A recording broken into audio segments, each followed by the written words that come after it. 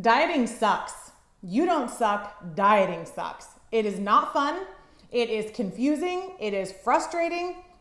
For every inch you take forward, sometimes you feel like you're taking 10 steps backwards, and I am here to simplify it for you and tell you that it doesn't need to be hard. My name is Nicole Kale, BCHN, and today I'm going to talk to you about the number one reason, not five, the number one reason you're failing at diet. You want to hear it? Complexity. I know. Complexity is the enemy of completion. And there's a couple things that can happen here. It may not be that you're complicating the process. Can I eat this food? Should I do paleo? Should I do keto? What protein powder do I need? What do I eat post-workout? Do I need to eat post-workout? Is glucose important? Is protein important? There's so much that you're thinking about, and it's overwhelming. I went to school for years to study this, and sometimes I have to pause and take a second back and look at things from a different perspective. So I can only imagine what you're feeling, who you're just trying to navigate health. That's all you're trying to do, not master the science or anything. You're just trying to understand how in the heck do I eat to achieve whatever your goal is. And I'm here to say to you, don't complicate it. Make it simple. If there is a diet trend that you're following, let me rewind for a second. Health has become like the cool kids crew. It's trendy, it's hip, and there's so much coming at you like self-love, self-motivation, intuitive eating, paleo, keto. There's a lot of stuff out there. And it makes it hard for you to learn, what do I need? And I just want to share with you, it doesn't need to be overwhelming. Don't put so many regulations on yourself. The number one reason that we fail is because we make it hard. We start out with restriction. I'm on a diet, I can't eat. Can you imagine if a relationship, you were excited about dating someone, they're like, hi, let me give you a list of everything you can't do, and maybe I'll go on a date with you. You'd be out of there. It's the same thing with the diet. You have to gradually work into it. You have to adopt a new way of eating. You have to start creating new habits in the kitchen. You have to start building a relationship with food. And you cannot do that by overwhelming yourself with fad dieting and what you think is best for you based upon what an internet search says. So the biggest thing that you can do is uncomplicate it. So you start setting small, attainable goals.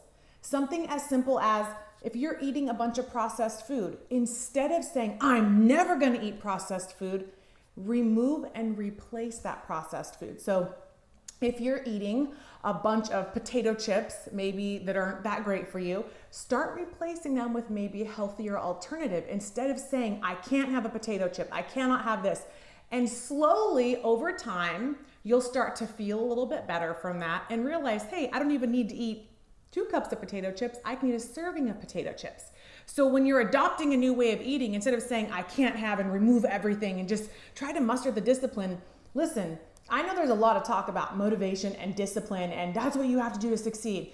No. Yes, to a degree. It really depends upon what your goals are, but there is discipline required. Motivation won't get you anywhere. It'll get you excited for a moment, but that's fleeting. It's like a new fling, a new lust. It's over before you know it. So you can't count on that because when life gets hard, it's not going to hold you through. So you have to center yourself and say, okay, what kind of person am I? What happens when life gets hard, when I'm emotional, if I've had a long day, if I've skipped a meal? And then you have to center yourself around that and create food principles based upon that part of you inside of your soul that nobody else knows but you. And don't complicate it.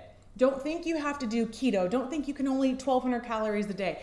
Don't start with all this, I can't have.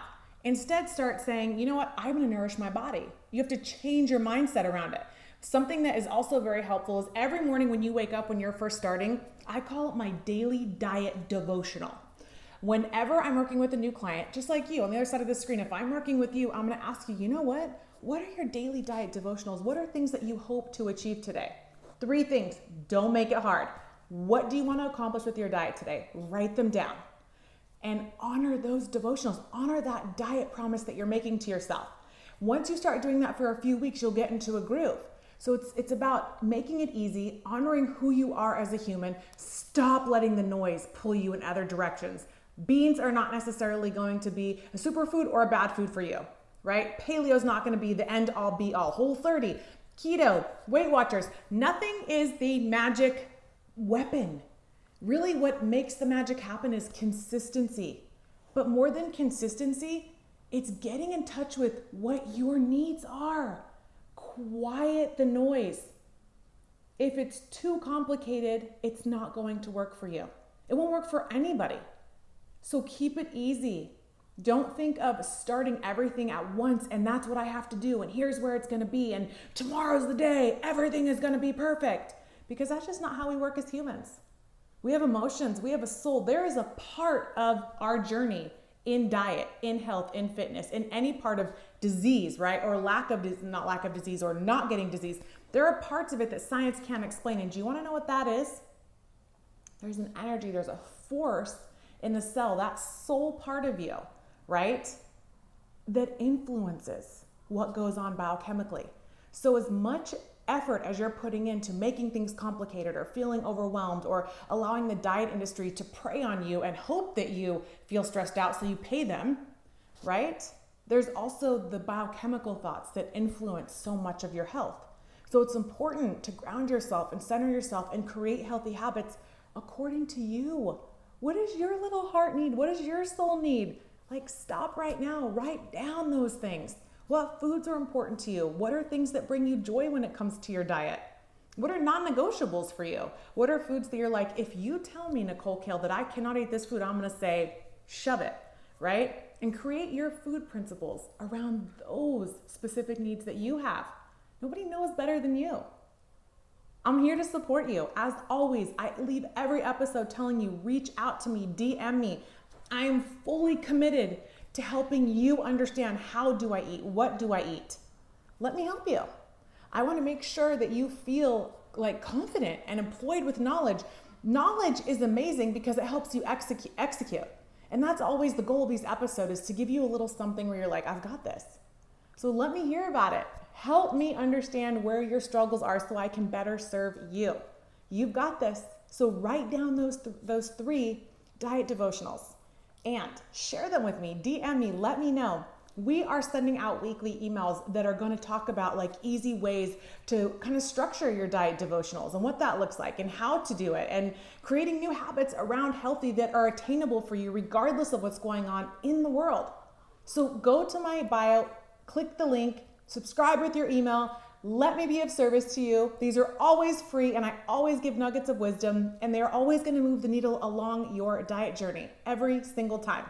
As always, thank you for letting me be of service to you, and I look forward to next week's episode.